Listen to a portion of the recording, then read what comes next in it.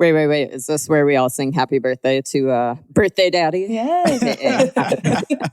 I love you, Alex, but I'm not doing that. Yeah, I was going to say, I don't think I've ever heard you sing, Lori, so I don't know. I promise you there's a reason. So, Alex, where are you getting nudes for your birthday? Or what are you getting nudes for my birthday? I don't know, man. If I'm lucky. Noodles. No, yeah, we're gonna get some Chinese. We're gonna get some Asian, some Chinese food. There's a cool place in Austin called Chi, so we're gonna check that out. And that's like the only food I can eat right now because I know for sure it doesn't have dairy in it. So there you go. Do any of y'all have food intolerances or allergies? I do. I'm allergic to peanuts. So I can't, I can't eat those. So I have to be careful at Thai places. Make sure my food doesn't get contaminated. Yeah. Like how allergic are you? So everyone always asks me that, like, how far can you go? I can smell it. I can touch it. I can be in the same room. I can eat a little bit of it. But as soon as I do, I know there's going to be a problem. And so I'm usually okay. If I eat something, I can usually tell right away and I just spit it out and just gargle water for a long time. Oh my gosh. And I'm usually okay, but yeah. How old were you when you discovered that? Was that ever since you were a kid? Or? Yeah, since I was little. My parents discovered it. I don't remember. So you were that kid in class that ruined everyone's peanut butter. Lunch. Yeah. I offer her peanut butter all the time. I feel so bad. It's okay. Literally everyone does. My kids were at my sister's house the other day and she fed them peanut butter and jelly sandwich. And my son looked at her and said, "What is this?" He didn't know what it was. And she's like, "Oh yeah, you've probably never had that before." Are y'all a big almond butter, some butter? Do y'all just not do any sort of nut butter? Or? Well, yeah, we'll do almond butter, but it's not like we make almond butter sandwiches. We just do other stuff. Yeah. Oh my God. Betsy, anything for you? I think dairy. I'm trying to start cutting it out because in the past I've thought dairy and then I just give up and now I'm going to try again. Ice cream. Yeah. Do you think it's a mid-30s thing? Yes. Once you... Yes, I do. Yes, it definitely is. What's your favorite brand? The Oikos 000. I used to do a lot of Icelandic provisions and then I realized if I don't eat yogurt, I feel a lot better. And then enough, stop doing it. I know. I've done that so many times where I'm like, I think I'll cut it out and see if that helps. And it always does. But then I get better and think, I'm going to try yogurt again. It seems like everything's okay. Age-old story of it's okay because you cut it out. Yeah. Well, to paint a picture for those that are not watching on video, Betsy is currently showing up like a trooper. She had surgery yesterday. So, Betsy, what did they end up doing? They fixed my elbow. I had tennis elbow and bicep tendinosis for about a year. The tendinosis got better, went through. I was religious about rehab, rest, didn't grip anything. Man, I was good about everything I needed to do. And just didn't get better. The tendon itself was just a little too far gone. So I went and cleaned that up. And now, finally, it's going to get better. It's just going to suck for a little bit. What's the recovery time like on that? So I will be in this splint for 2 weeks. Surgery was yesterday, so I've got a full 2 weeks to go. And then I'll start rehab about a week after that. And then I think the full recovery to where I can start trying things on it is 3 months. But I know with tendon recovery, it's usually not for about a year that can do full-on return to activity. So I'm going to go slow. I'm not trying to do this again. And that says a lot considering your background and what you used to do for work, that if you couldn't fix it, there was no helping it except surgery. So exactly. Today, we are back with the two founders of the Mint Project. So Mint stands for Motherhood in New Terms. Back on episode 13, we basically interviewed Jess. We talked about all things nutrition with pregnancy and postpartum. And so today, we're joined by Betsy and Cara to talk more about exercise and kind of the fitness side of things with everything pregnancy, postpartum, and just being a mom. And so with there being four of us today, I figure it's kind of easiest if we sort of go back and forth. And then at some point, I'm sure we'll kind of just knocking out questions. here and there. But we definitely have a party on the mic. This is the most we've ever had on the podcast. So kind of stoked. So let's start with Betsy. If you want to just give us a little brief background about you, share where you live, how many kiddos you and Andre have, and then what was your degree, and basically what did you do before stuff with Mint? So I am married to Andre. We have a 3-year-old little boy. I owned a gym with him for about 11 years and we just closed it a year ago. So it was a CrossFit gym for a few years and then we de-affiliated, and not for anything against CrossFit, just simply wanted to change the kind of training we were doing to a little bit more functional bodybuilding, for lack of other term. So we had that. I got pregnant while I was running the gym, while I was coaching and whatnot, unexpectedly. So that was, before that I had worked for Rosti and kind of had a very rehabilitative view on exercise. So having that background, I was already kind of careful with pregnancy and like how to make sure that I was taking care of my body in a preventative way. But I didn't know much about pregnant fitness or postpartum fitness aside from like what I saw on Instagram. And that was, the cool Instagram pregnant athletes who were badasses for sure. For me, it was a little disheartening because I didn't feel comfortable or wasn't able to do some of the stuff that they could do. And there was just a lot of mixed messaging. So after having my baby, I actually met Cara through a gym mentorship program called Active Life, which I know, Lori, you're very familiar with Sean and them. So we both kind of had similar viewpoints on, she had, I'll let you tell a little bit more about her background, or her tell a little bit more about her background, but she helped me through my postpartum. And from there, just owning a gym, it was very clear that there were not enough coaches like Cara. And I was at the point of gym ownership. We're in Texas, and I was at the point of gym ownership where I wasn't trying to learn to be a better coach. I was just trying to run a business and hire coaches. So creating more coaches like Cara was our main mission. So that gym owners could have those and serve those clients. So that's kind of where Mint started and was born. Just same question. So Cara, tell us a little bit about yourself. Okay, so I'm Cara and I live in St. George, Utah. So southern Utah, we're like an hour outside of Zion National Park. So everyone come visit because it is so fun here. I live here with my husband, Ray. We have 3 kids. I have a 4-year-old, a 2-year-old, and a 10-month-old. And next week, my kids will be 5, 3, and still 10 months. But yeah, so we've got a lot of birthdays coming up next week. Yeah. And I also owned a gym, a CrossFit gym with my husband. We owned it for 3 years. We bought it when I was a month away from having my first baby. And so we ran that until last year in October. And we also sold our gym just so I could focus more on just, raising my kids while they're little, spending more time with them. We're planning on homeschooling. So I just need a little bit more time and just kind of less stress as far as running a gym goes. But yeah, I have a background in exercise and wellness. That was my bachelor's degree. And then I have a master's degree in sports conditioning and performance. And I did my thesis project on postpartum return to activity. And so, like Betsy said, we met through the gym mentorship program, me and her and Jess, and we all got together and we decided we need to create more trainers that know how to serve this population because we all felt underserved. And me especially, I remember being so just kind of frustrated because I had gone through, a 4-year degree. This was before I got my master's, a 4-year degree. And then I had a really great personal training certification. And I had worked with a bunch of clients, and then I got a client who was pregnant, and I was like, holy cow, I don't know what to do. There's one paragraph in my training cert on how to work with pregnant women. So I started doing my own research, and then I found another cert that I got to help me work with this population. I got pregnant with my daughter.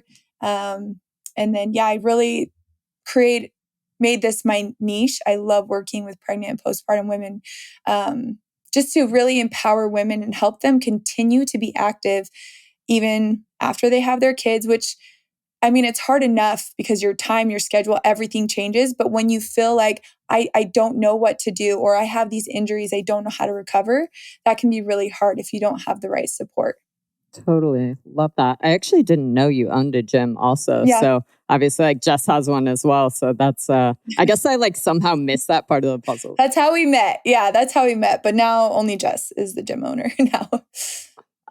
Betsy, you kind of touched on this. You never really expected to be a mother. And it's so funny because now I don't know that I could like picture you not being a mom, especially like social media is my favorite. For those that don't know Betsy's husband, he is a avid, like, I wouldn't say shoe collector, but like Andre's just always got like the best swag, the best shoes.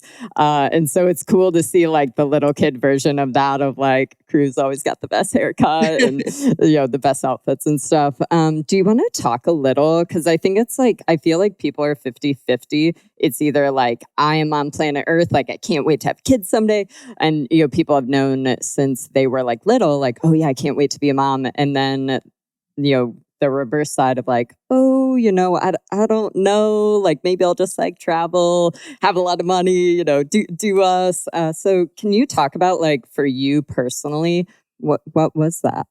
So when Andre and I met, so I was the kid who grew up like, I remember my mom used to listen to the Dr. Laura show. Did any of y'all know what that is? Yes, my mom also listened to that. I don't know what it is, but it sounds familiar. Yeah. I think her tagline or something was like, I am a mom, or whatever. Her purpose in life was to be a mom. And I always, when I was little, I was the caretaker. I loved the kids. I wanted to play with the babies. My sister didn't want to hold babies, and I wanted to hold all the babies and babysit. And I was like, I'm going to be a mom one day. That's what I want to be when I grow up. Well, then you get older and, life isn't what you expect it to be. And I moved away to California at 18, and like my life totally changed on what I thought I knew about myself. Texas and California are very different. And I definitely kind of found my identity in California, or found out who I was. So then when I came back, then I started school. I went to school for photography. And by the time I finished school, I was 25. So my life was really just starting at that point. And so when Andre and I met and I started, we got more serious and we got married and I was running the gym. Owning a business is not relaxing whatsoever. You don't have any extra time. And if you're running it with your spouse, you don't have a lot of time to be a spouse versus a business partner. And by the time we finally got our business to a point where there were people working under us and we had a little bit of freedom, we did not want to start through all of that time, we were like, we're not going to have a kid right now because life is crazy. And as time went on, it was more and more like, I don't know if we even want to, because life is finally getting easy and we don't want to really put a wrench in that. And life is expensive. And it sounds like a kid would just be more expensive. And I don't really want to screw with my body. There were a lot of reasons that it kind of crept in that it was just off our radar. So then we got pregnant very unexpectedly and were devastated, which is not really something that you want to advertise, that you're not happy that you're pregnant, especially nowadays when people are very public about their struggles getting pregnant. And I didn't know what that was like, A, so I couldn't relate. And B, I didn't want to be rude. So I didn't really talk to anybody about it. We were devastated for like 2 weeks, a lot of crying. Clearly, eventually we got over that. But through all of that, trying to work out, I think we were still a CrossFit gym at this point. Maybe we had started going a little bit more towards functional bodybuilding, but there was a lot of, I just didn't feel like I thought it would feel. I thought that I would feel a lot more capable. And even in that first trimester, there's the surprise of, well, first off, no one knows. So instead, you just feel like, okay, I'm gaining weight. None of my clothes fit, but I don't have a bump. Nobody knows. So I just felt terrible. I felt like I didn't know myself. I felt like I was losing track of my body, which for so long I had not total control over, but I mean, for the most part, I knew if I didn't like what I saw in the mirror on the scale, I knew how to go a direction to change that. I did not like pregnancy for that reason. Just felt really out of control. And once I had Crew, of course, everything changed. Like we fell in love with him. I had a emergency C-section 6 weeks early.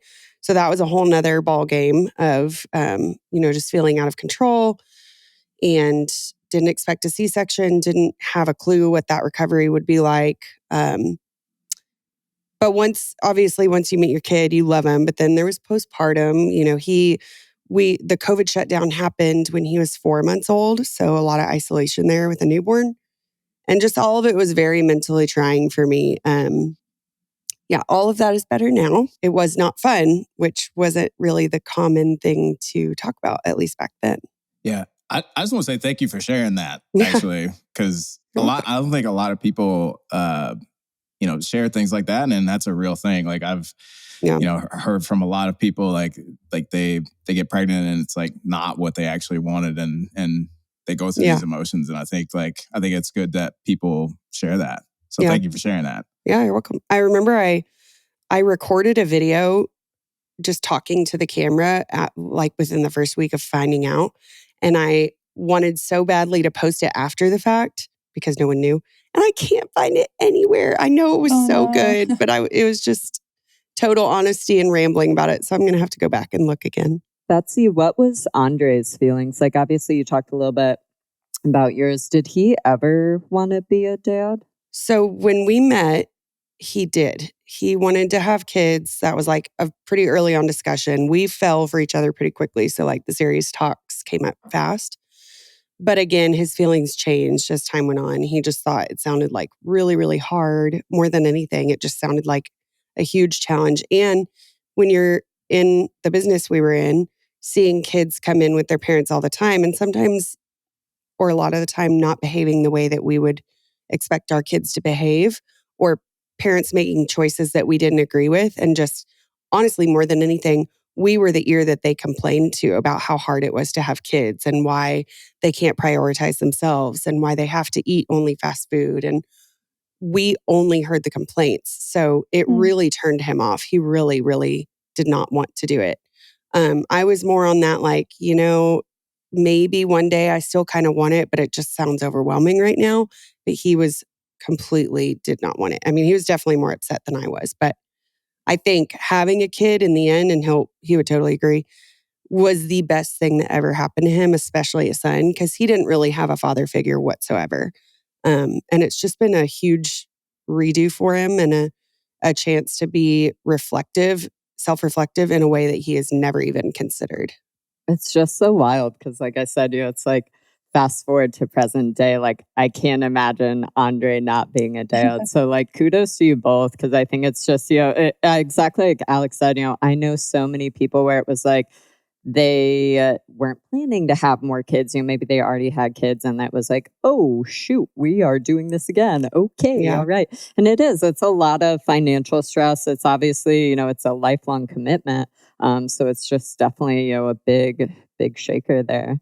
Cara, sure. do you want to talk about because you've got multiple, so I'm assuming I'm going to make a prediction. Yeah. So I'm actually the oldest of 8 kids. And so growing up, I was kind of always like, a mini mom. Like tried to be super helpful to my mom. She does so much, but I did what I could. And so I always knew I would have kids and I always wanted to, but I would joke like, oh, I'm not having kids because I've already taken care of so many, and so when I married my husband, I was 22 and he was 28 and he wanted kids so bad. Like right away, he's like, I'm going to be a grandpa dad if we don't have kids right now. And I was just like, I just want to wait a little bit. Like, I had only been really out of the house for like 4 years for school. And so, we just waited a little bit and then we decided a few years later that it was time. So I got pregnant with my daughter and I was excited. We were excited because we were trying. We had been trying for a few months. So that was really exciting. And we had her in 2018. And then my plan is to have 4 and then just kind of like evaluate.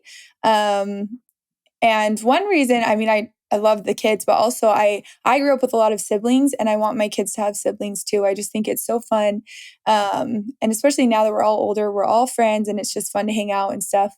And I think it teaches you really good things as you're growing up too, how to share, how to care for one another, how to serve each other, all these different things that are important to learn as a human being. So it's just built into your family life. I decided for me, physically, I needed to be on a schedule, like have a baby every 2 years, or else I just wouldn't do it again.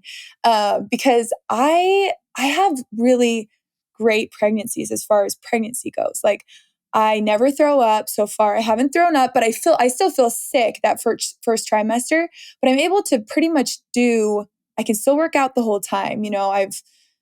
I'm fine. I have friends who throw up every 10 minutes after 4:30 p.m. or, they lose so much weight in their pregnancy, like they have to be on an IV and different things like that. So I'm really lucky, but I don't enjoy it. I don't enjoy being bigger. I don't enjoy things being harder because my belly's in the way and not being able to run. I mean, I can run, I choose not to.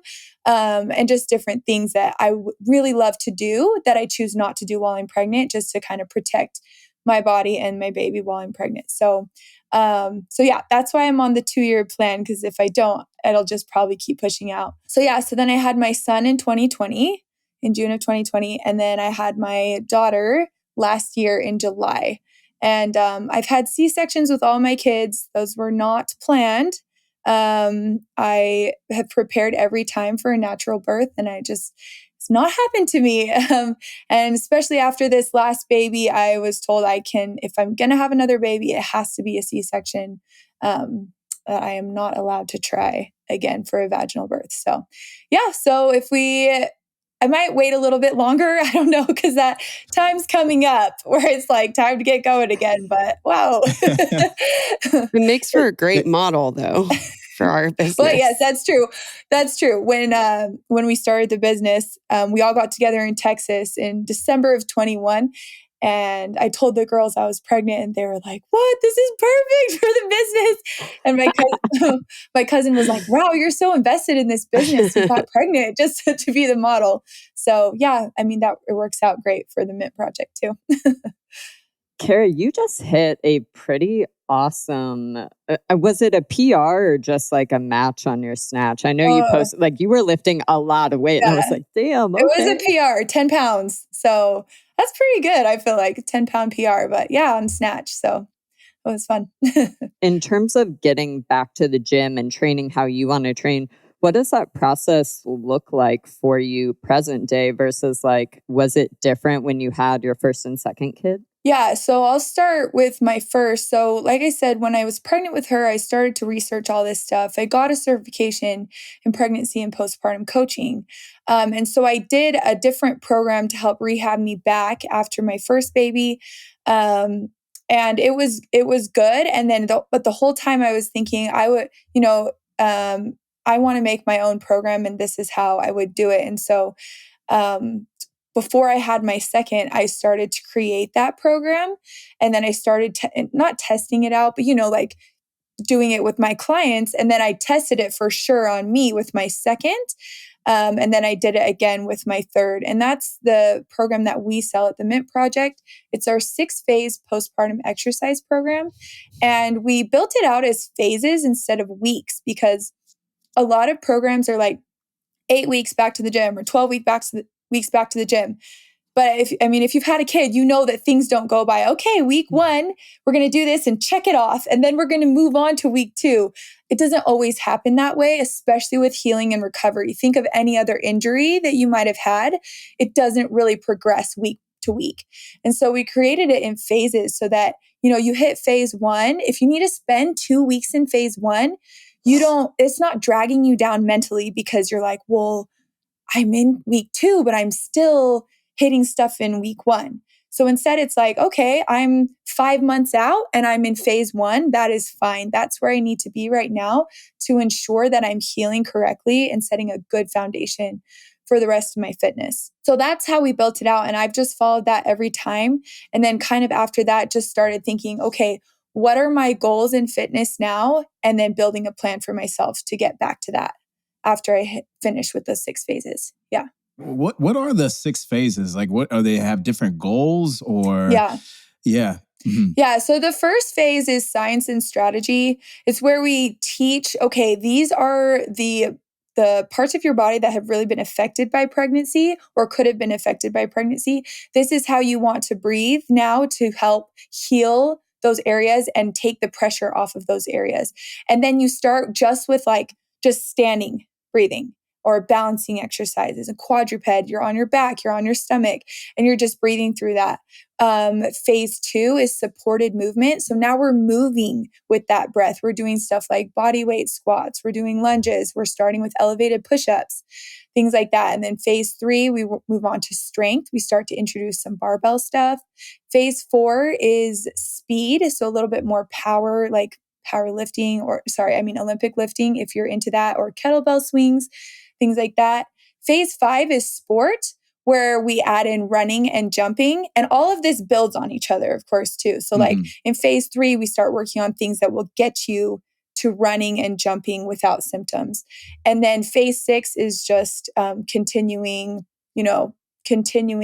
exercise. So just the little things that we didn't get to through all the other ones, making sure that everything feels good and kind of giving you a place to, send you off onto the rest of your fitness. So why start with the breath? Like, what's the significance of like working with the breath in the first phase? That's a really good question. So when you're pregnant, you have a lot of structures that are pretty heavily compromised in your body. So there's a lot, but we focus on mostly the pelvic floor, which are those muscles that hold up your organs and do a bunch of other functions in your body. And then also your erectus abdominis, that linea alba that connects the two halves, that's what stretches and thins to create room for the baby to grow. So it's not necessarily your muscles that are stretching, it's that fascia right there.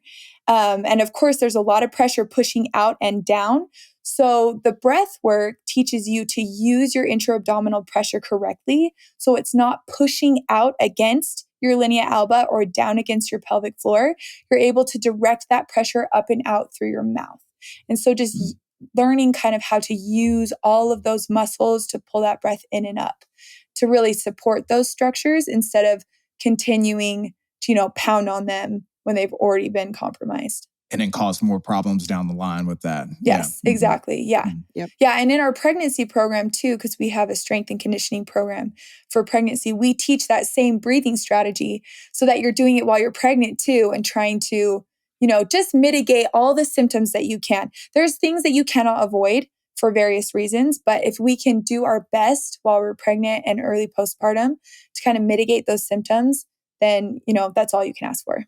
And that's something I think y'all do such a good job on is like the Mint Instagram is always full of tons of stuff that, like I said, it's like the general person might not even think of or might not think is like valuable, but it's like talking about like, hey, when you're lifting and you're pregnant, we have to watch the way that we are moving our body and our spine because, hey, if we're moving this way during pregnancy, it can cause more problems postpartum and stuff like that too. So it's like, that's one of my favorite things I love following y'all for on social media is just kind of that talk. I was curious, obviously you don't have like personal experience with like air quotes, a regular birth, with all three of yours, you had a C-section, but if we put side by side someone that had a vaginal birth versus somebody that had a C-section, obviously everybody's going to be a little bit different, but what does that recovery time look like? And which, what does the difference between the two look like? Because I would assume the C-section might be longer, but I mean, they're both tough. Yeah, they are both tough. Again, I can only say that from, not personal experience for vaginal, but there's a lot of different things to consider. So even with a vaginal birth, you have to think of, was there tearing? Was there any other injuries down there? Sometimes there's prolapse, which is where, your organs descend down through the vaginal canal or against it, which can be really just uncomfortable and painful. So there's definitely things to think of as far as vaginal birth goes as well. And then again, with the C-section, you have that, 7-layer incision on your abdomen, which is just so sore and it takes a while to recover from. So yeah, there's definitely different things to think of for each one. But I think definitely listening to taking the 6 weeks to allow your tissues to recover is so important. And it's hard. I understand. I've gone through it 3 times, but and like you brought up, Lori, I just look ahead to the future. Like, what do I want to be doing a few months from now? What do I want to be doing a year from now? I don't want to have to go back because I didn't take the time now to recover. And just kind of changing your mindset to, instead of like, oh, I have to like get back into it right now, think of it as a recovery phase. Like if you had just gotten, like Betsy, surgery on your elbow, would you go out and do a bunch of pull-ups right after that? Or like, start doing push-ups and all these different things? No, you would let those structures recover and then rehab yourself back into it. So as far as the timeline question goes, yeah, it's so hard to say. Everyone's so individual. With my C-section, there's a few things that it just takes me longer to get back to, like snatching. I don't really snatch for like usually 6 to 7 months after, just because the bar makes contact right on the incision area, right? Oh, yeah. So it's even when I hit that PR the other day, it was kind of like scraping me a little bit. I was like, ooh. But, I was like, well, it's the healed. weirdest It's feeling. just uncomfortable now. So it's so weird. Yeah. But I was fine by then. But then I have friends who 4 weeks after a C-section are back in the gym doing a snatch, which I don't understand because that hurt me then. Or like even bar muscle ups, like kind of like, when you got to push yourself up. So there's just different things to think of. Sometimes with the vaginal birth, like biking doesn't feel so great, or, running or different things. But I would say that's why, again, we built it out in our program out in phases so that you can take the time that you need in each one. And maybe it'll take you 12 weeks to get back to, okay, now I'm doing my normal stuff in the gym, because I took my 6 weeks of recovery, I took 6 weeks for each phase, a week for each phase. And now I'm back. But yeah, I can't really tell you like when you should expect to be back. Most people say they don't feel 100% until about a year out, which sounds daunting, but it's so exciting when you're in it to make those little steps to start feeling more like yourself again. Betsy, did you follow Cara's program then when you were had you guys met at that point? I'm trying to fill in the blanks on timeline, because I'm I think you were pregnant before you met them, right? I was. So we met through Active Life, and the first meeting with everyone was when I actually had crew early. So I wasn't able to go to that meeting. So we met, I think, over video calls, really through COVID. Not really even met. It was just, a big group of people on a call. But then in September, was that 21, Cara? Yeah. That we met in person. So I a year out of having crew, started having a little bit of diastasis, which is the separation of the abs. Really, for me, more than anything, it was coning. I could tell that when I was doing sit-ups, specifically on the way down, my belly button started popping out. And I hadn't had any issues up until then. But again, I hadn't really done I hadn't done her 6 phase. I just returned slowly. I did no postpartum specific breathing, anything like that.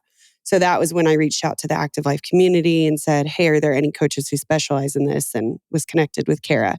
So I started the 6 phase. I did go through it, but I went through it at a year postpartum and kind of went backwards, which so many times through Cara talking and even now in the gym, I think that the 6 phase can be useful years down the line, because there'll be times where I forget how to use my core correctly, or I'll be doing a movement that I haven't done in a while. And I feel, let's say my low back start to do the work for my core, or my neck start to do the work for my core. Or I notice that if I'm doing it too fast, that pressure is going to more of a cone position versus versus the way that it should be. So I will go back to some of the 6 phase exercises and be reminded of, honestly, the breathing being the most important part of it. And I think that it has become one of the most important foundations for just exercising overall in my lifting and everything, regardless of the fact that I am postpartum, which we say postpartum is forever, and it is. And even though I don't have symptoms anymore, it's still very useful in the way that I lift. Yeah. And I've worked with people who are 5 years plus postpartum, who every time they sneeze, they're peeing their pants, or, they can't run because they have these issues. And we start over at the very beginning, build that foundation, and then increase their tolerance to all those things. I mean, years later. So just like Betsy said, if you're starting this late, it's okay. There's so much hope and help for this kind of stuff. Betsy, how did you train during your pregnancy? Were you still kind of doing CrossFit, or at that point had you guys switched to more functional bodybuilding? No, I think we were still pretty CrossFit. I knew that diastasis recti was a thing. I knew that my core shouldn't really be used during pregnancy. I wasn't really aware of protecting my pelvic floor, but I was aware of not falling. And so things like box jumps I didn't do, not because of the impact that jumping would have, but because I didn't want to fall on my belly or risk that. So there was things that I modified, like pull-ups I modified right away, because I was at that point when we were doing a lot of CrossFit stuff, it was more of a butterfly or kipping pull-up. So even strict can put a lot of strain there, but for sure in those kind of ballistic ways of doing pull-ups, I stopped that right away, did more of a seated like lat pull down. Modified my push-ups so that there was never any contact with the belly, things like that. The only other things I modified as far as lifting and weight-wise were if I felt weird, like if I felt pressure, I carried very, very low. So if I would feel like, ooh, this might be pushing a baby out, or, I mean, if you're a girl and you've used a tampon before, you know what that, like, it would feel like to have something in there and trying not to come out. So if I ever felt that was when I stopped. But luckily, I didn't go the full 40 weeks. So I personally think that helps my pelvic floor not have quite as much pressure on it. And I didn't have a vaginal birth either. But I didn't have a whole lot of symptoms except for the diastasis about a year after.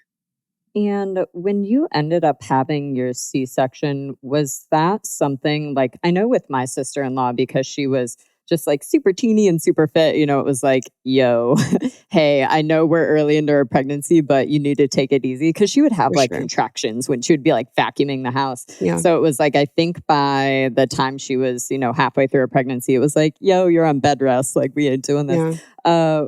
With yours, like, did they have any expectation that you might carry earlier and stuff like that? No, my mom delivered early, and I did watch my intensity quite a bit. We were so shocked when we found out that I was pregnant and had no guidance, that my only guidance was from the doctor, which most women's are.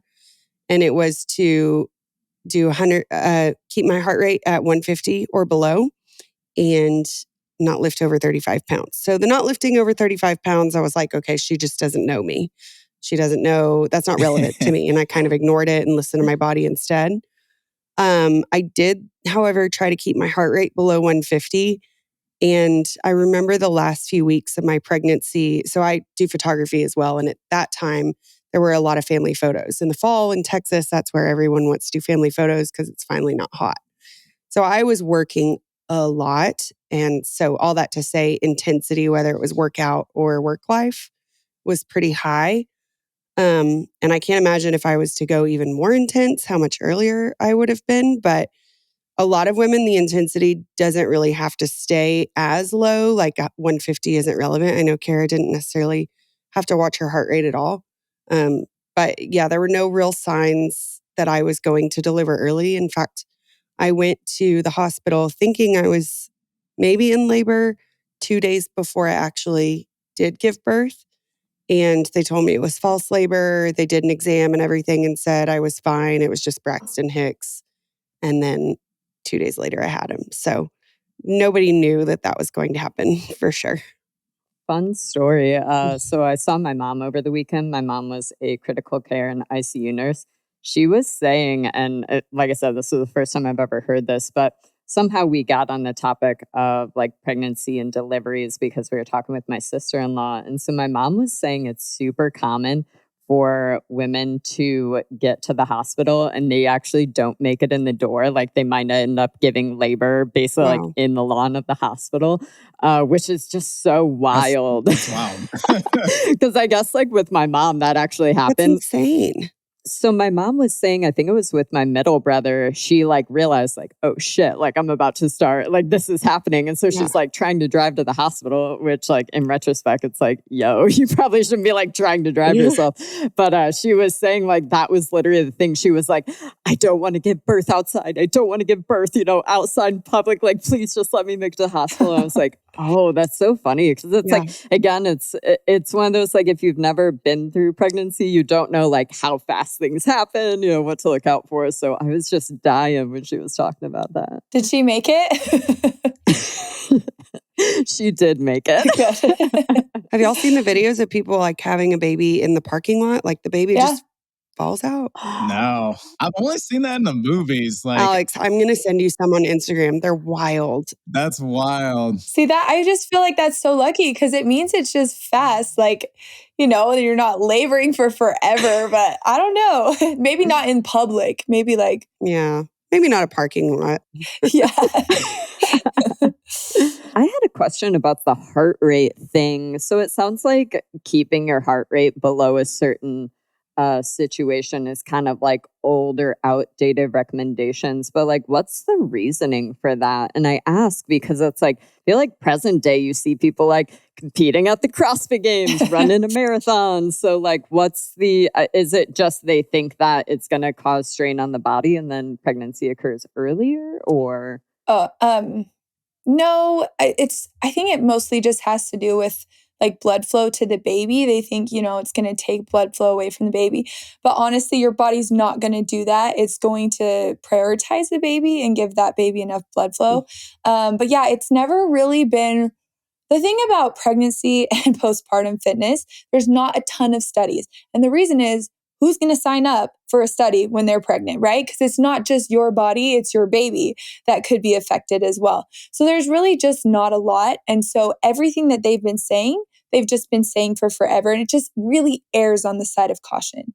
And I think really a lot of it too has to be, maybe if your heart rate's too high, then you could get dizzy, you could pass out. So there's just different things like that. And another thing, and this is just my personal speculation, women weren't in as intensive situations physically and sports-wise, athletically, life situations. Yes, I know a lot of women were in intense life situations, but as far as training with intensity, that just wasn't very common a while ago. And so the doctors to say like, just err on the side of caution, don't do it. But now we have so many more women who are always training at a high heart rate. So their body's just used to that. And so really, I think they should be, they'll be okay. Well, and it's all relative. And if you want data, then you would have had to have been tracking your heart rate before and understanding how, there's plenty of math you could do to figure out what that percentage is that's right for you. But who's actually studying that beforehand and calculating it? So instead, we typically say, just make sure that you can still breathe while you're doing it. You could still have a conversation. And if you do that, that's probably going to lead your body in the right direction. Speaking of kind of old or outdated stuff, or maybe just like common pregnancy myths, do we know what the recommendation is for caffeine? Because I feel like when I was younger, it was like no coffee, no alcohol, no nothing. And then I feel like present day, things are actually kind of weird on the suggestions you'll hear. So obviously it's like, yeah, do not pass go, do not collect $200 if you want to take zero risk. But like for somebody that's like, yo, like I love drinking, a coffee or going to Starbucks every day. Is current research and stuff like that still supporting, like, can you do that during pregnancy or what's the present day literature? Yeah, so that's more of a Jess question. But for what I remember, Betsy, correct me if I'm wrong, 200, right, milligrams I think it's 250. is fine. Of 250. 250 of caffeine is fine. So, and then I think, I haven't researched this, but I've heard, a little bit of alcohol is okay. For me personally, I would never suggest alcohol when you're pregnant. there's too high of a risk. It's like you can stay away from it for 10 months to, really lower the risk of problems with your baby. But I haven't really researched as far into the alcohol side. But yeah, about 250 milligrams per day of caffeine is shown to be okay. Yeah, and I know that there's some people too that can't even handle the caffeine. Like my sister it would immediately make her really shaky, really nauseous, really anxious. So these numbers are out there because they have to put a number out there. And it's the same thing where it's not ethical to do true studies that would have measurable outcomes because the risk is not worth the reward. It's very much a better safe than sorry type of guidance, which is great. And also really frustrating, I think, for moms, because how are you supposed to know and listen to your body when you've never done this before? But that's just kind of the reality of, the ethics. I actually had a follow-up question for that because, so you mentioned like, how do you know if you've never done it before? So what if somebody was a complete beginner to, strength train or wanted to get into strength training or just training in general, once they found out they got pregnant? What would they do then? Like, what would that person do? Yeah, that's a great question too. So oftentimes the doctors say, do what you've always done. Which can really, there's a huge spectrum on that. We just talked to a super high level athlete, and the first thing her doctor said was, just do what you've always done. And she's kind of like, do you know who I am? That's not going to BRB winning the CrossFit Games. Really. Yeah, that's not going to work in this situation. But then there's also those women who are like, maybe haven't been strength training, haven't been exercising regularly, and now they find out they're pregnant. They want to do things to keep their body healthy. It's okay for them to start as long as they don't have any conditions that, their doctor says you really shouldn't be doing this. Or if they need to be on bed rest, obviously don't do it.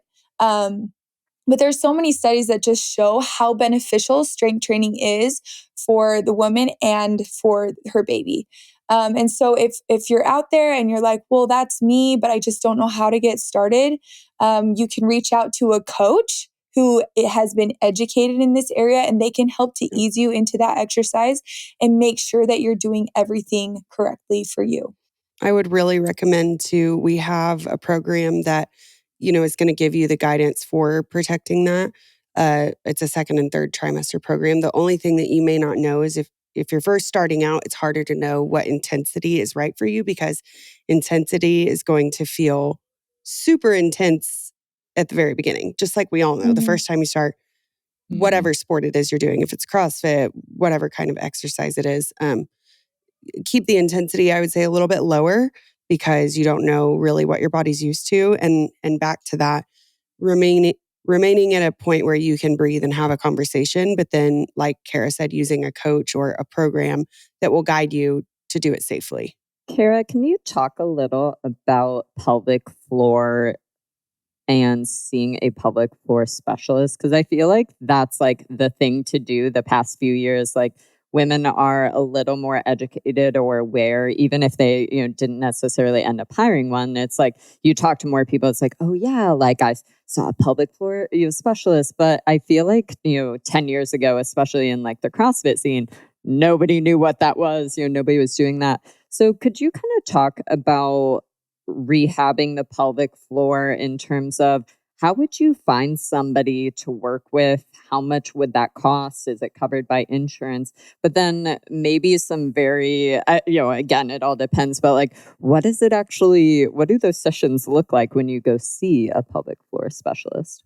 Yeah. So basically, I think the provider, it charges whatever, depending on who they are. But I've found like pretty basically it's around $90 a session, and it's not always covered by insurance. And that's the crappy part. And so for a lot of women that turns them off, and so they don't do it.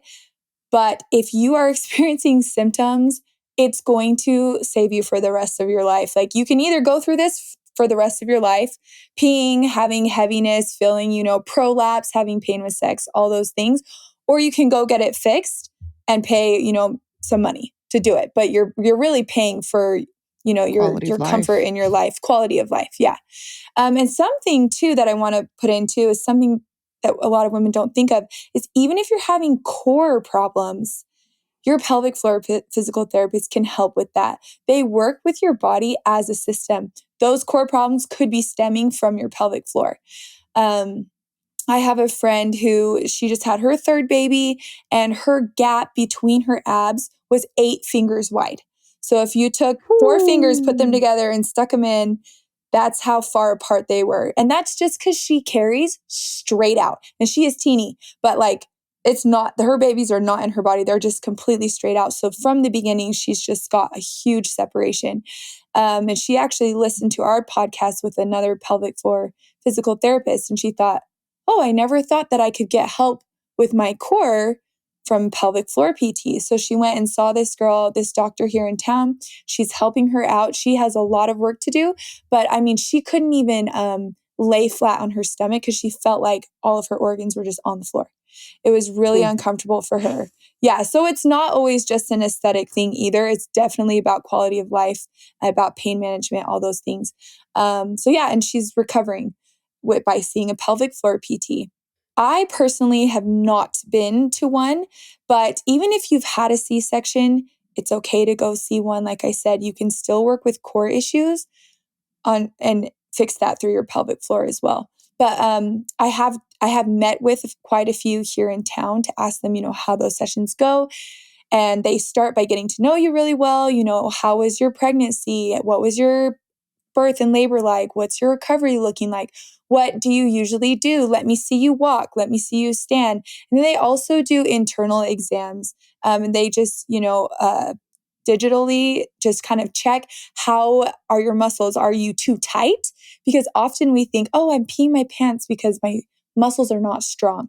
That's often wrong. They can actually be too tight.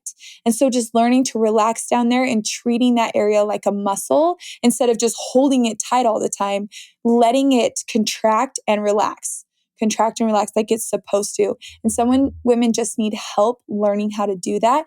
And that's a lot of what a pelvic floor physical therapist can help you do, is learn how to use those muscles correctly again. Well, and something I wanted to point out is that pelvic floor specialists are not just for postpartum or women. Men can have pelvic floor issues. And also, whether or not you've had a baby, you can have problems. If you've got problems pooping, maybe that's a lot of the time that's a reasoning. I have a friend who went to a pelvic floor specialist for that, a lot of bowel issues. And it was simply this, like Cara said, just too much tightness. You can't relax. Pain with sex is a huge one. I had clients who had gone to a pelvic floor specialist for that. And man, talk about quality of life there. Yeah, I think that I actually have a friend as well who's planning on getting pregnant. And because of, being close to me and hearing everything that we've talked about, she went and got an exam to kind of get a baseline. And can you imagine having a baseline, knowing how to start off on the best foot possible before you have a baby and before you start, causing some stress to that area? Well, and something I don't think that people realize is kind of back to like the breathing discussion from earlier. I'm thinking of a specific Instagram post I saw. And so the person was trying to educate on like how to breathe and brace while lifting. And so basically the recommendations they were giving were very outdated. And so you went to the comment section and it was actually, we know present day, that if you're breathing this way and this is how you're bracing, you can cause yourself to have pelvic floor issues. And so I think that's the thing is, it's like, again, it's just one of those like, you don't know until maybe you have problems, or again, like fast forward to time, we have more information. But I think that's the thing is, it's like people are always like, hey, can you make videos on how to breathe and brace? And I'm like, dude, I feel like the literature is always changing, but like I'm not comfortable talking about this because again, it's like I don't want to cause issues. I don't know if I'm breathing and bracing right. Yeah, I was going to ask, like, what are kind of the ways that you guys suggest to because I mean, I know the way that I've been taught to breathe and brace, but if it's changing, I don't know if that's actually the proper way anymore. And like Betsy said, there's different breathing strategies for different, goals or for what you're doing. So when I was taught to breathe and brace, I was a power lifter. So, it's like you got that tight belt on and you breathe in and you push out against that belt. That's going to brace your core. But it's like what we teach as far as, and I teach women this all the time because it's like or my clients, either they're going to have a baby or they're postpartum or, they're already struggling with these issues. My sister texted me the other day and she hasn't had kids and she said, I just hit a max squat, but is it like normal to pee when you do that? And I was like, well, it's common, but we can work on, fixing that. Basically that Valsalva maneuver where you close your glottis and you just like breathe down against that and like really create a ton of pressure through your core and your abdomen. There's really no reason to do that until you hit about 90 to 95% of your max lift. But before that, you want to be able to kind of breathe through the entire range of motion. And again, like I said before, kind of direct that pressure up and out. And you're still able to use your core, you're still able to use your abs and all of that. And also maybe don't wear a belt for every single lift. Meaning if you're warming up, you don't have to wear a belt. And you probably shouldn't because your core isn't training that way anyways. You're just kind of relying on the belt. So, I think those of us in the strength and conditioning world, we know like, okay, once you get up to those heavy, close to max lifts, that's when you put that belt on to really give you just that little bit of extra stability. But you're creating most of it yourself. And again, if you're pregnant, you should not be lifting probably 90 to 95% of your max. You do need to be able to be breathing through the whole range of motion to ensure that you're not placing that extra pressure on your core pelvic floor. Is there what is the time frame, or is there a time frame where you can get back to lifting heavy again like that? I'm sure it does depend on the person, but are there things that you can look out for to say okay, I'm ready to do this? One of them is, are you having symptoms? Like if you are in your warm-up weights that used to be your warm-up weights and you're peeing, maybe it's time to let's go back a little bit, work on that breathing strategy, let those muscles, kind of learn how to work through this again, and then slowly start building up. Or do you feel pain? Do you feel pressure?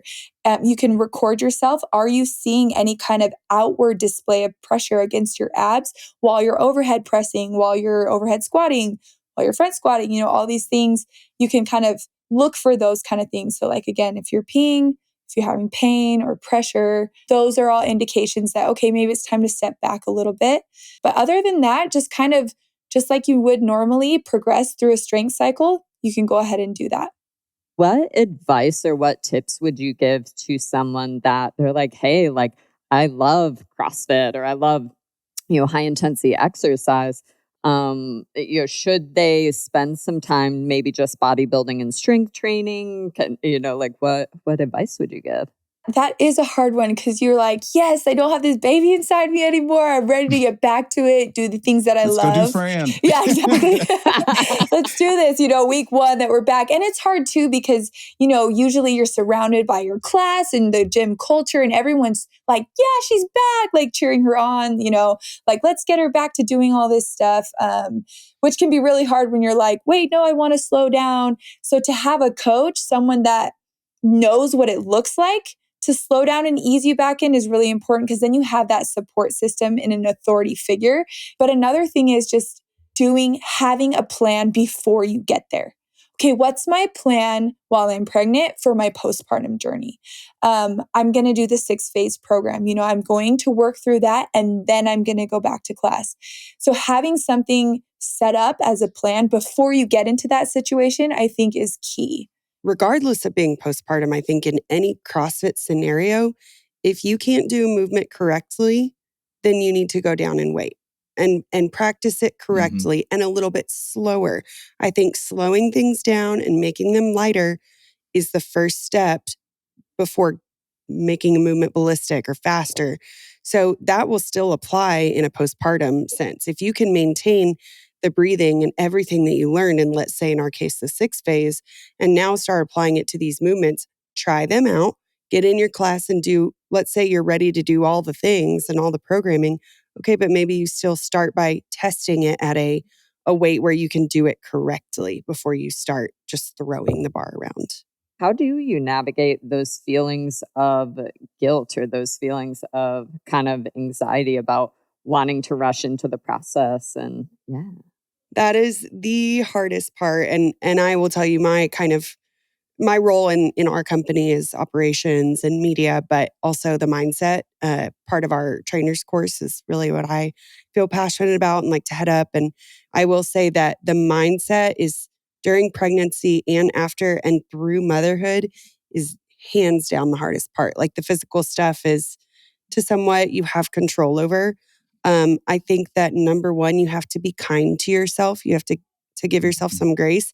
And I think leaning on other people and telling people, like you said in the very beginning, Alex, like people don't talk about the negative parts of having a kid or how you feel as the girl you used to be or whatever that is. But I think talking about it and being open will just get you more people who can relate.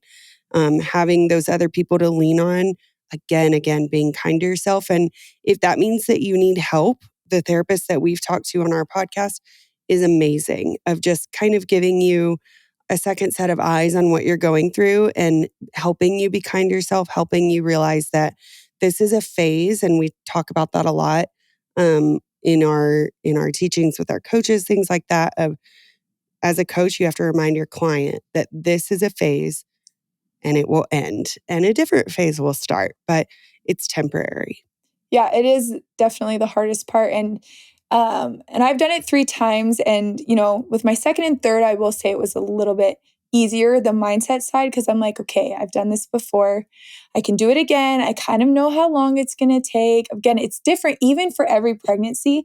That's something that I've learned too is not only to don't compare yourself between you and other people, but also don't compare yourself to your last pregnancy or your pregnancy before that. Because, now I have 3 kids and we're in a different, we've got different stuff going on, all those things.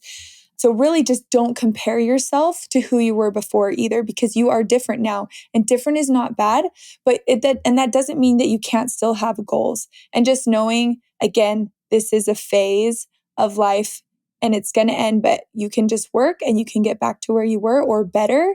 But again, yeah, it's hard. It's really hard.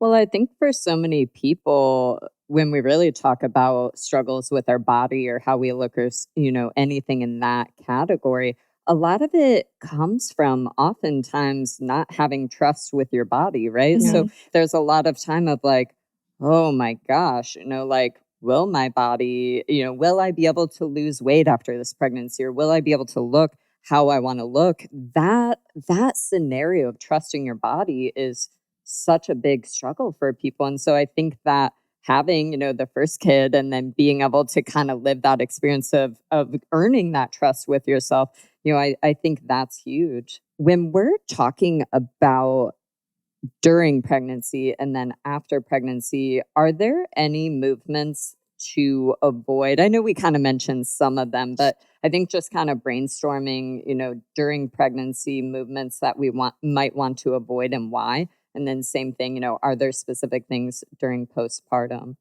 Yeah, and they're kind of somewhat the same, and it's for the reasons of protecting the core, protecting the pelvic floor, and protecting the baby. I mean, I feel like those ones are pretty self-explanatory. Like, don't do, like Betsy said, anything like that you could fall. Maybe if you're a gymnast, don't do balance beam because you could fall and hit your stomach. Or I know some people still ice skate, but like maybe be careful ice skating or rollerblading, things like that. Just be aware of those things. Like impact on the belly could be damaging to the baby. Basically anything that's high impact, box jumps, jump rope, running, and then anything really overhead where you have to overextend. And obviously you shouldn't really be overextending anyways, but sometimes we do when things get heavy or when we don't have great mobility, right? You're going to overextend to hit that lift.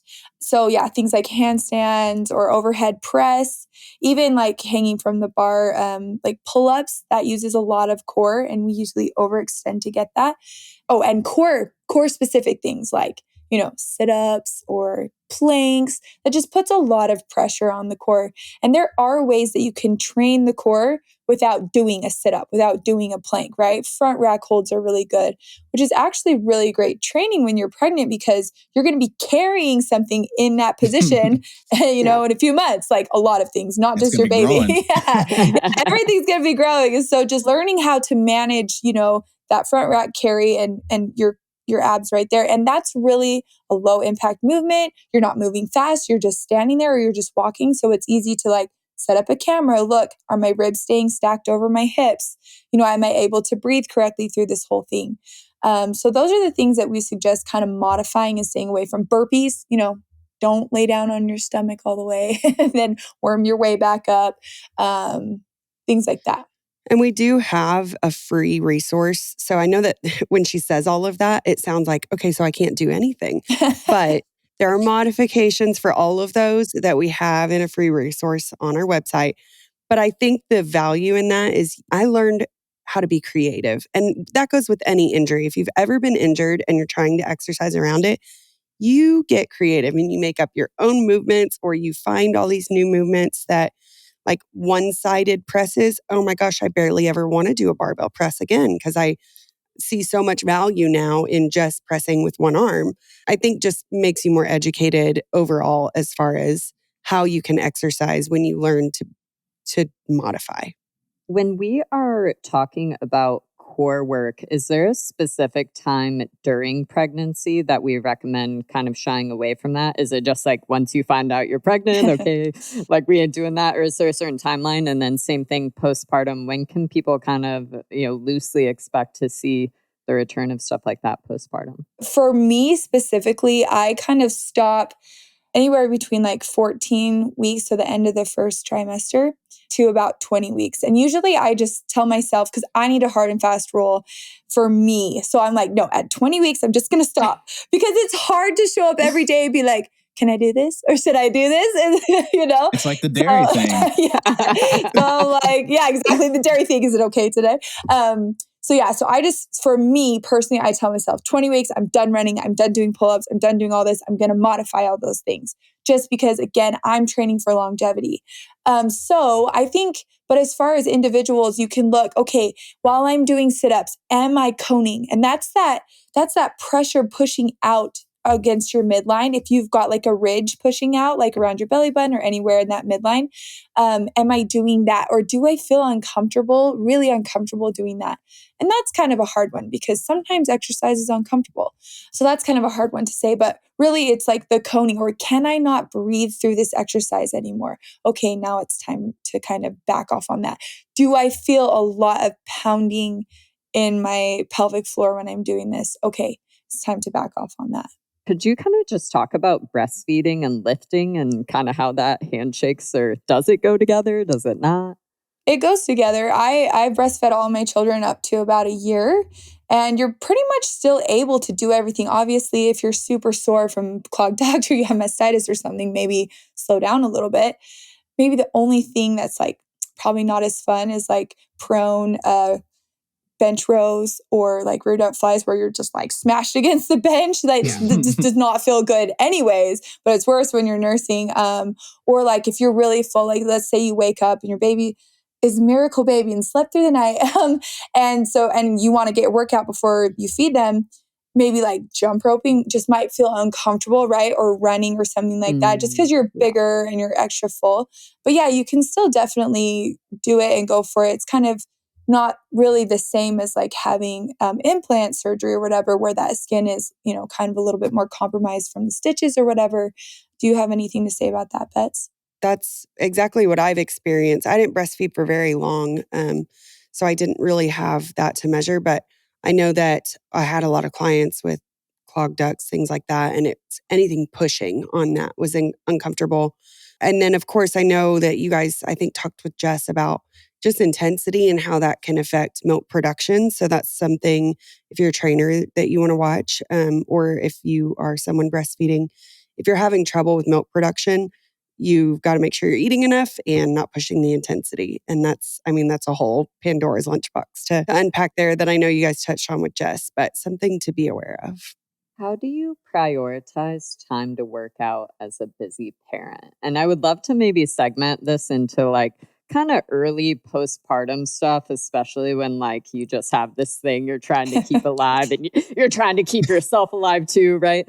So maybe kind of talking like tips on navigating, okay, like I feel ready to go back to the gym, but now how do I find the time? Like I've got this baby I got to feed. And then also kind of talking present day, we're a little more removed. How do you find time, with when you're busy with kids? It's harder, of course, but also in a way easier because they can just be asleep in a little carrier while you work out. It is easier in that way because they're not moving around. You don't have to keep them entertained, but harder in the sense that you're probably sleep deprived and your body's still recovering or breastfeeding and energy's tough. And then when they're older, like for me now, our son is, I'll do it during nap, maybe, or during nap is my time to get some work done. So I don't think the time thing, to be frank, gets any easier. You just get more creative. And most of the time I have to force myself. But I am always, always a better parent, a better wife, a better person when I've worked out. It is not for me ever very easy to force that into my day because there's a million things that I want to get done when I have a chance. If you have a chance with a free hand, with a kid who's entertained, there's a lot of things that you could choose to do over working out, but it's important. And that's what it comes down to. That's why I think it's good too to take those 6 weeks. That's when you're figuring out, okay, we've got a new person in our life. I'm figuring out how to keep them alive. What's their schedule? What's my schedule? And just allowing yourself to like, okay, I can just kind of calm down for a second, take these 6 weeks to figure this stuff out. And then when you do start working out again, just realizing like it might not look the same as before. It might, but it might not. And again, that's not bad. It's fine. Different is not bad. It's just different. And it can get back to what it was before, but it probably won't start out that way. And also scheduling it in, which is funny because it's like as soon as you do that, your kid's schedule will change. So just being flexible, I think, is huge. I love working out early in the morning, but for the past, 9 months, I haven't been able to do that because my daughter wants to eat at 5 a.m. or at 6 a.m., so I have to wait for her to finish, run out into the garage, do my workout. Yeah, just knowing that it's going to look a little bit different. You can still have goals. You can still work towards that stuff, but maybe you won't be working out for 2 hours straight. Maybe you'll have to, if you want to do 2 hours, maybe you'll do, a few different sessions, or you just do a shorter workout and you'll figure out how to be more efficient with your time. But yeah, like Betsy said, it's just like with working out any other time in your life, you don't always want to do it. It doesn't always work with your schedule. You make it work with your schedule. And it's easy to say that. It's hard to do that. It's easy to make your kids an excuse for not being able to work out. And I encourage parents to be honest with yourself because I've had moments where I'm like, okay, I'm using that as an excuse to not because I have to be with crew. But if I gave him a bowl of mud outside while I worked out, it would probably work and he'd have a great time. So yeah, just be honest with yourself on that. So if you do have limited time, and you mentioned efficiency, what are you prioritizing certain movements to do to make sure that you're getting in that time? What do you mean by like efficiency? And if you are limited on time, what would you try to get done during that time? Yeah, again, it kind of depends on what your goals are. So like if your goals are strength, that's kind of a harder one because you do need more rest times in between. But let's say you cut down on the amount of warm-up sets you do, or you if you want to get certain movements done, you put it into a Tabata instead of doing it like in sets like that. You just find ways to move quicker and get things done faster. Maybe you don't spend as much time setting up. So you find movements because there's some programs that I've done is like, they're super fun, but the setup takes forever when you could get away with doing just a simple bench press. You don't need the bands and the chains and the blocks and all that stuff. So just find ways to simplify movements that can get you the same results. That's why I don't do hip thrusts. They take too much time to set up, man. Yeah. It's so much time. I'm like, I don't want to deal with this. It's funny, as we get older too, you realize, whether you have a kid or not, especially like you guys know, we're busy. And to get a Yeah. workout in, it has to be efficient. Just kind of going back to like how important it is, not just for you, but for your family. Yesterday when I got home, our garage door was open, my husband's there, and my daughter had set up all these cones. She was like weaving in and out of them. She had the rings out. She was doing pull-ups. She's 4, and she was doing Awesome. clean and jerks with this little, kids barbell and wall walks. She was like, had set up this awesome circuit. I was like, oh, that looks really fun. And I was on the phone with my mom. By the time I was done, she had finished her workout and put her equipment away. I mean, that's pretty She's awesome. 4? Yeah. So, I mean, Wow. yeah, that was usually I put Good the equipment, job. well, I call her back to put it away, but she put it away on her own, and it's just teaching kids like, this is fun. This is good for you. This is not a chore. Sometimes it's a chore, but like, this is overall beneficial and it should be fun. It should be enjoyable. There's like, you are their model for that. Did she get that from you, like watching you, or you like, Yeah. or did you teach her that, all that stuff? I mean, I don't necessarily say like, this is how you do this. She watches me a lot. And sometimes she'll bring her little barbell out and do stuff with me while I'm doing it. And I love it. Even if she's in the way sometimes, I'm like, okay, well, this is good. She's learning. So What tips or what suggestions would you have for somebody? Because I think we also hear the reverse of it's like, yo, I'm just tired at the end of the day. And it's like, I've gotten through work, I've dealt with all my kids. Now it's time for me. And I don't have anything left in the cup for me, right? So how would you, is that having conversations with your partner or your significant other to like figure out a time that they're able to watch them? Like what strategies? Because I think for a lot of people, it's like, could you spend money? Like, is that a time that you can have somebody come in and watch the kiddo, even if it's for, 60 minutes, 90 minutes? But yeah, any thoughts or advice there? I think if you're programming for yourself, programming something that you like doing, let's say your workout has one thing in there that you really enjoy. For me, that works really well because I've been injured. I've had to kind of program for myself because it's just easier than modifying everything. So I'll make sure that I program something that makes me feel good about myself or works on an area that I want to feel like I worked out. If you're following a program, though, I think that can be helpful because it's just plug and play. You just do what you're told. But I definitely think if you're in a relationship, talking to your spouse and having some real conversations about how it can help not only you, but your marriage, and prioritizing that. We had a podcast with a mom the other day with 3 kids working full time at a very important job, and she blocks it into her schedule. It is whether it's a 25-minute, if walking is the exercise you can get in that day, great. It's better than nothing. And there's actually pretty incredible research on the benefits of walking. So it doesn't always have to be an hour and a half long. Getting something in and making sure that you block it is huge. Laura, you said a lot of good things too, like talking to your partner, maybe joining a gym with childcare. If you go to a CrossFit gym, finding one that has a kids room, finding another mom and being like, hey, if you go to the gym at 9 a.m., you can drop your kids off at my house, and just kind of having that flip-flop because you both understand that you need it. But you both have your kids. So like if you can help each other out there, I think that's a huge way to get around the money problem. And then also you have someone you're accountable to. It's like, I've been watching her kids for the hour. Now it's my turn to go and she's going to ask me how my workout was. So I better get it done. You know what I mean? I think that can be super beneficial, like relying on those relationships and making them mutually beneficial. Having a community and support team of people to lean on and just, being okay, like being brave, right? To reach out to a friend and just be like, hey, I'm really struggling to just work out and be motivated. Like, could we work out together? So again, I have somebody to be accountable to. I also just have somebody to talk to when life's hard and I don't want to do it. I think that again, it's like, there's just such power in numbers. So I love that idea of having the support. And that's the hardest part is like, you have to ask for it. People aren't just gonna, offer that. It's like, you have to be uncomfortable. And then, by being uncomfortable, you can then get the reward Yeah. that is, the support and community you want from people. And the worst thing they can say is no. And then you say, okay, then ask someone else. But don't stop. Yeah, ask someone else until you find someone that it just works out with, because it might not work for their schedule, whatever.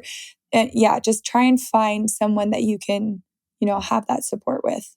Do you guys have a group like Facebook group or support groups and things like that for moms for your programs? Yeah, we have a Mint Mamas Facebook group. And do people like connect in there and they just like help keep each other like accountable and all that kind of stuff? It's interesting because people connect better online now, I feel like, than they do in person sometimes. So it is good in that respect, but I still think that it's kind of a thing of the past to have mom groups where we trade off kids. I remember my mom did it all the time. They would like, this mom has all the kids. And so I still think, although the online groups are helpful, especially if you're going through the same program or something, getting in the real world interactions are a thing of the past that need to be revived. If you could go back in time, is there anything that either you wish you would have known, or is there something you would have done like dramatically different, whether that's in, during pregnancy or postpartum? I did not research birth at all. I had zero birth plan because I like to be in control of everything in my life. And so I thought that, okay, doctor, you're in control. You do you. Just keep me alive, keep the baby alive. Like, birth is going to suck no matter what. So I don't want to know anything about it. Just take control. And while I did trust my doctor, and in the end, like, I didn't have any control over my birth, I still feel like I wish I had known some of the options or what I was getting into, because the emotional side of having to deal with, oh my gosh, I'd never considered that this could happen, was harder than losing control. So I think researching and getting information so that you're mentally and emotionally prepared for anything that could happen is something I would have done different. I think biggest thing for me is because like I really wanted to have just like natural births with all of my kids, and I haven't gotten to do that. And I think just especially with my first, being a little bit more forgiving with myself afterwards, because like, it wasn't necessarily my fault. I did everything that I could to try and avoid the situation that I got into. It was like really hard for a long time for me because like my mom gave birth naturally to all of her kids, all my aunties, most of my cousins have their kids at home. It was really hard for me. Like I felt like, what's wrong with me? Like what's wrong with my body? Maybe I just had reached out to someone who had also had a C-section, or instead of like continually bogging myself down with like, why couldn't I do it when everyone in my close community or circle has been able to do this? Like, if you have a different experience than what you want, trying to find, like we talked about before, someone who can support you in that and just be like, that's what happened, but you're fine, your baby's fine. So yeah, just maybe finding that support when things maybe aren't going the way that you wanted them to. A previous guest we had, Carly, talked about she experienced so much guilt about her breastfeeding journey because it just wasn't for her, and her body was not about it, even though she knew the benefits of breastfeeding and wanted to do it so bad, and her body was just like, we ain't doing this. So I was curious if there was anything like that for y'all. I also had problems breastfeeding because he was 6 weeks early. He was in NICU for 17 days. And so he hadn't learned to suck yet.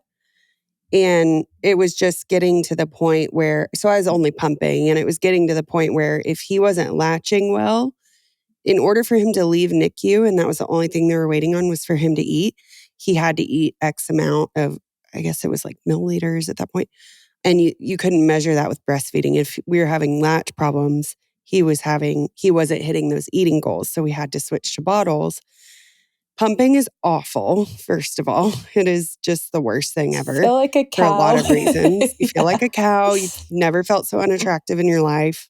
These are things that I just don't know. Yeah, it is not fun. You're always either hooked to a wall or cleaning things. And then if you don't produce very much, that's a whole nother emotional thing. So I was not producing much. From what I understand, you tend to produce more when you've got the baby on. Again, it just didn't work out for me. So whatever the reasons why, that was probably the hardest part for me and the thing that I feel like really solidified some postpartum stuff for me emotionally. Just letting go of that like connection with your baby. But now I've mostly gotten used to the idea that it is what it is. And I, for a while, thought, okay, I'll have another baby and it'll be different. But in the end, you don't know what it's going to be like, you know? And again, for me, talking to a therapist was huge because someone else telling you sometimes is just really different than you telling yourself. And you tell like your clients or other people the same shit that your therapist is telling you, but I always do you that. just need somebody to tell You it. need somebody who tell it to doesn't you. know you to tell you. And you're like, oh, where have I heard this before? Oh like, yeah, I said that the other day. You know? Like, well, I know that, but why does it sound different coming from you? One thing I think, maybe not guilt-wise, but something that always bugs me is when people see me a few months after, especially men, and they're like, oh, look at you just bounced back. I'm like, excuse me? Like, no, I didn't. You have no idea. Like, I was swollen for a whole month. Like, you know, I had a major surgery. I had all this stuff going on. I'm trying to keep everyone else alive and myself. Like, I have been working hard. Do not tell me that I'm just lucky because I bounced back. They'll be like, oh, you're so lucky. Like, my sister wasn't able to bounce back like that or whatever. And I get that everyone's different, but maybe just, and of course you're hormonal. So I'm like, mad about something stupid Yeah, comment. people commenting on your body in that stage of life is just never the right thing.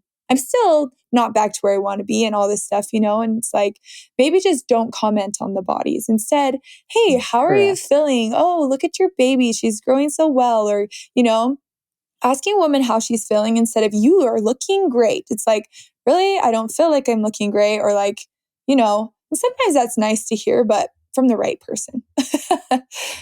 I also like how you guys kind of reframe that whole like bouncing back. Like I think you saw like recover back, or like how did y'all frame it? Basically what you said, it's not a bounce back. It's like a build the foundation back, you know? Well, and we did just do a podcast of the expectations of bouncing back is really just a comparison of who you were before. And like you said, that person never left, but also you will never be that person again because that person is different, has changed, and your body has changed. And maybe we'll get to a place that you really love, but it doesn't have to look as a side-by-side comparison picture like the exact same carbon copy. There's no reason why it has to look like there's this standard that you have to get back to.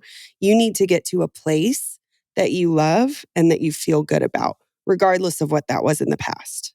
And that goes for people that aren't pregnant too. Like as we age, our bodies are going to change. Yeah. Yeah, I ain't 22 anymore for sure. It's actually a good thing I'm not 22. Yeah, same. I don't want to go back mess. there. Nah, Mess. hot mess. And every experience will change you and mold you in a certain way. Like we shouldn't want to just be stuck at a certain place all the time. And yeah, love how you said that, Betsy. Do you have any like good Instagram follows or good social media people that, you know, you would love to share about? Yeah, I think me and Bets are probably going to say the same person right off the bat. Empower Your Pelvis is an awesome one. She's a pelvic floor physical therapist and she's hilarious. And she'll bring up just all the things that are probably like, ooh, like I don't want to talk about that, but she'll just make it, you know, normal. Like we can talk about this because it's happening. So why we should talk about it. She makes it funny, not as a way as like making fun of it, but just like kind of easing your mind towards it. She has a lot of great content. I love following her. And yeah, she's been on our podcast before too. She's really great. Mama Method Wellness is a great one too. She's a great mindset one. We've had her on the podcast. She's another good one to follow. This is awesome. I really enjoyed. I've learned a lot of things too. We've learned a lot. We talked about carrot nipples. We talked about tampons. Yeah, I hope you feel educated. Happy birthday. Yeah, happy birthday. Well, thank you. Yeah, no, I've worked with definitely pregnant and expecting and postpartum moms, and everybody is different, and every pregnancy is different, and you can't compare. I think that was a very good mindset point that you guys made. So yeah, really enjoyed the podcast. Really enjoyed. Thanks for having us. Thank you. Yeah, thank you so much. Y'all want to tell the listeners where they can find you? Yes, you can find us at themintproject.com. So project has no vowels, PRJCT. And then our Instagram handle is at the Mint Project. Yeah. And then podcast. Same one. The Mint Project is on Spotify, Apple Podcasts. So pretty much wherever you listen. Thanks, ladies. Thank you, guys.